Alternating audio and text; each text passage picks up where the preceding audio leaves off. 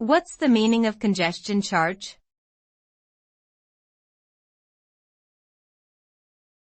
Congestion charge.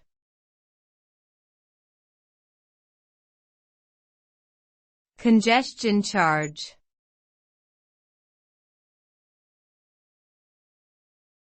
Congestion charge.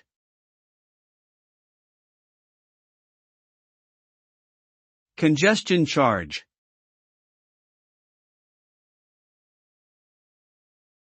A congestion charge is a fee imposed on drivers who enter a designated area of a city during peak traffic hours.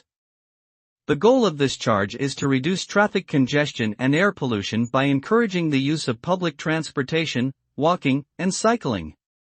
The result of a congestion charge is a decrease in traffic volume, with some cities seeing reductions of up to 30%.